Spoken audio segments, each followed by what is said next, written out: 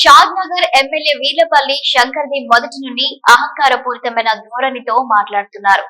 మాధవరం ఓ శాసన సభ్యుడు గెలవాలి అంటే అన్ని కులస్తులు ఓటు వేస్తేనే ఎమ్మెల్యే అవుతారు. షాద్నగర్ ఎమ్మెల్యే మాట్లాడిన మాటలు కాంగ్రెస్ పార్టీ మాట్లాడించారా? పూర్తి బాధ్యత వహించి ఆయనపై చర్యలు తీసుకోవాలి.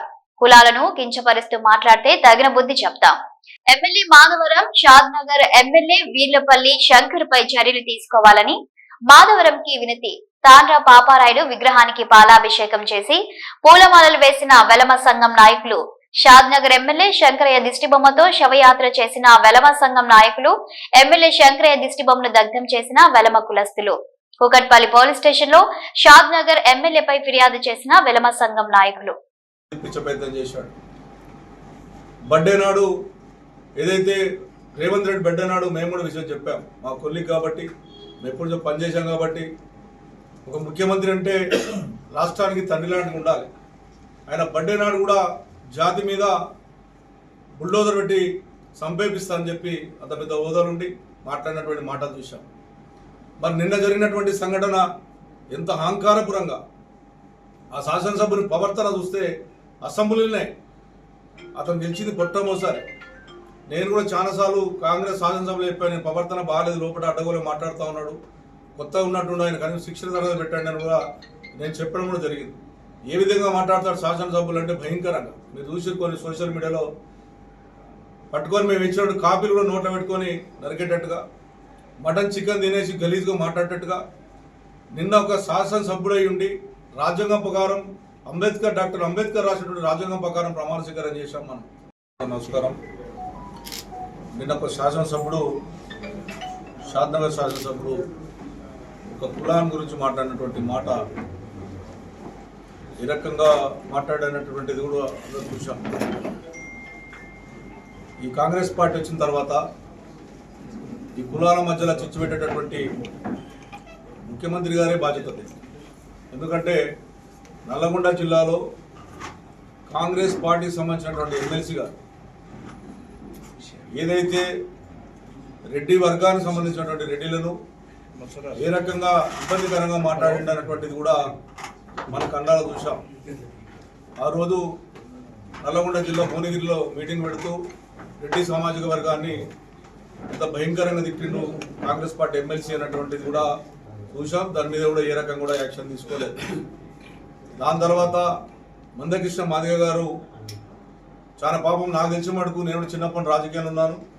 30 సంవత్సరాల నుంచి మందకృష్ణ మాదిగ గారు పోరాటం చేసి వర్గీకరణ మీద పోరాటం చేసి, అదేవిధంగా శాసనసభలు కానీ పార్లమెంట్లో ఒప్పించి అలా కులాలకు వర్గీకరణ చేయాలని అన్ని శాసనసభలకు ఇప్పుడున్నటువంటి కాంగ్రెస్ పార్టీలో ఉన్నటువంటి అందరం కూడా కేసీఆర్ గారి నాయకత్వంలో వర్గీకరణ కావాలని చెప్పి అందరము తీర్మానం చేసి కేంద్ర ప్రభుత్వం పంపడం, మరి న్యాయస్థానం ట్రిపుల్ బెంచ్ న్యాయస్థానం కూడా వాళ్ళకు అనుకూలంగా భావిస్తే అది కూడా మనము మందకృష్ణ ఆధ్వర్యంలో పెద్ద ఎత్తుగా వర్గీకరణ కూడా కోర్టు ద్వారా న్యాయపరంగా వచ్చింది. దాంట్లో కూడా ఏం చేశాడు మన ముఖ్యమంత్రి గారు అనేటువంటి ఆలోచన ఉంటాం. ఇవాళ నేను కూకట్పల్లి కాన్స్టిట్యూన్సీలో 3 సార్లు గెలిచాను. 2 సార్లు వైస్ చైర్మన్ గెలిచాను, చైర్మన్ కౌన్సిలర్ గెలిచాను, 3 సార్లు శాసనసభని గెలిచాను. నేను వెలమ జాతితోనే గెలవలేదు. అందరు కులాలు ఏకతాటి మీద ఉండి అన్ని కులాలు ఎస్సీ ఎస్టీ మైనార్టీ అన్ని ప్రాంత ప్రజలు ఓట్లేస్తేనే నేను 3 సార్లు 70-80 వేల మెజార్టీతో గెలిచాను. ఇది ప్రాంతంలో ఒక కులపరంగా ఉన్నటువంటి రాజకీయంలో కులపర రాజకీయాలు ఉండకూడదు. అటువంటిది ఒక కులాన్ని ద్వేషిస్తూ ఒక ముఖ్యమంత్రి దీన్ని ఎంకరేజ్ చేస్తూ ముఖ్యమంత్రి గారి యాక్షన్లో జరుగుతూ ఉంది. నిన్న మార్నింగ్ మాట్లాడినటువంటి మాటలు నిజంగా వెలమ జాతికి కాకుండా ఇతర కులస్తుల్లో బాధపడే సందర్భాలు. వెలమ జాతికి హైదరాబాద్లో తెలంగాణలో 1%, 2% మీరు అనుకుంటున్నారు. కానీ భారతదేశంలో మీకున్నటువంటి తమిళనాడులో లక్షల మంది, వేల మంది, కోట్ల మంది ఉంటారు. దాని తర్వాత కర్ణాటకలో ఉంటారు, 3వది ఆంధ్రప్రదేశ్లో ఉంటారు, 4వది తెలంగాణలో ఉంటారు. కొప్పవేలమ కానీ, ఆదియల్మ కానీ, పద్మనాకేల్మ కానీ మాకున్నటువంటి చాలా పెద్ద జాతి ఉంది. మేము ఎప్పుడు కూడా అవన్నీ బాధ పెట్టేటువంటి మాటలు ఎప్పుడు చేయలేము. మొట్టమొదటిసారి ఆంధ్రప్రదేశ్ తమిళనాడు విడిపోయినప్పుడు మొట్టమొదటిసారి ముఖ్యమంత్రి తమిళనాడు ముఖ్యమంత్రి వెల్మ జాతికి ఉన్నటువంటి ముఖ్యమంత్రి. దాని తర్వాత 70 ఏళ్ళు ఉన్నటువంటి మీ కాంగ్రెస్ పార్టీలో బ్రహ్మాండమైనటువంటి మంచి పని చేసినటువంటి జలగం వెంగళరావు గారు మన తెలంగాణ రాష్ట్రాన్ని తెచ్చి పోరాడి ప్రాణానికి అడ్డం పెట్టి ప్రాణం పోతుందని తెలిసినప్పుడు కూడా నేను ప్రాణం పోయినా సరే తెలంగాణ రాష్ట్రం రావాలి అని చెప్పి పోరాడినటువంటి వ్యక్తి కేసీఆర్ గారు. ఈ రోజున శాసనసభ్యులు అయ్యారు, ఇలా ముఖ్యమంత్రి అయ్యారు. అవన్నీ మర్చిపోయి కులాల మధ్యలో కులాలకు పెట్టి ఈ రకమైనటువంటి మాటలు మాట్లాడుతూ ఉంటే కాంగ్రెస్ పార్టీ కూడా స్పందించలేదు. నేను పిసిసి అధ్యక్షుడిని డిమాండ్ చేస్తూ ఉన్నాను, అదేవిధంగా ముఖ్యమంత్రిని డిమాండ్ చేస్తూ ఉన్నాను. మీ వైఖరి ఏంటి? మీ పార్టీ వైఖరా లేకపోతే ఆయన వ్యక్తిగతంగా వైఖరా? మీరు ఆలోచించే చెప్పాలి. లేని పక్షంలో రేపొద్దులు ఏదన్నా జరిగితే మరి ఏం జరిగినా బాధ్యత గవర్నమెంటే బాధ్యత వహించాలి. అందులో ఉన్నటువంటి కాంగ్రెస్ పార్టీలో ఉన్నటువంటి వెలమ సంబంధించినటువంటి శాసనసభ్యులు ఉన్నారు, మీరు ఆలోచన చేసుకోండి. వీళ్ళన్న మాటలు మీరు ఉంటారా? బయటకు వచ్చి పోరాడతారా? మన జాతి నుంచి మాట్లాడతారా అన్నటువంటిది మాట్లాడాలి.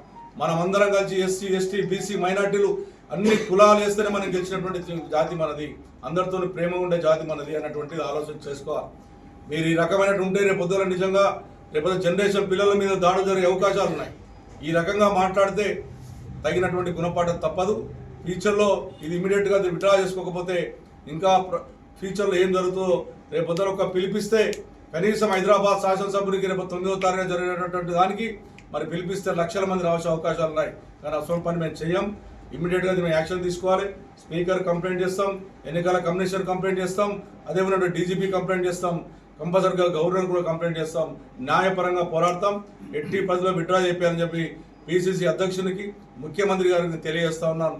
ఒక కులాల మధ్య కులాల చిచ్చు పెట్టి తమాషా చూస్తే చాలా మంది వేరు మా మాత్రం పెట్టుకున్న వాళ్ళు దయచేసి కూడా ఇటువంటి పెట్టొద్దని చెప్పి హెచ్చరిస్తా ఉన్నాం.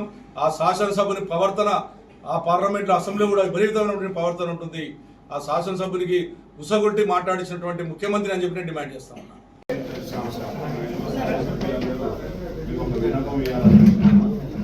ఇది చాలా ఎట్లా అంటే నెత్తురు అంతా మసులుతుంది. ఆయన మాట్లాడిన మాటలు అయినే మాటలు వింటే మాకు రాత్రి నుంచి ఎప్పుడు వాళ్ళ అన్నను కలవాలి, అన్నను కలిసి బాధ వినియోగించుకొని దీన్ని ఏ విధంగా ముందుకెళ్ళాలి, ఇట్లుంటే కష్టము. మొన్న ముఖ్యమంత్రి గారు మాట్లాడినప్పుడే మేము స్పందించడం జరిగింది. ఇట్లా ఉంటే కష్టమైపోతుంది. ఒక పెద్ద పొజిషన్లో ఉండి కూడా వాళ్ళు అట్లే మాట్లాడు. వాళ్ళ తర్వాత ఇంకొక శంకర ఎమ్మెల్యే గారు కూడా ఆ విధంగా మాట్లాడడం ఇది మన సమాజానికి ఇబ్బందికరంగా ఉంది. దీన్ని చాలా ఇట్లనే ఉంటే చాలా ఇబ్బందికరంగా ఉంటుంది. కాబట్టి మనం అందరం తీవ్రంగా ఖండించి ఇతనిపై చట్టపరంగా చర్యలు తీసుకుంటాం.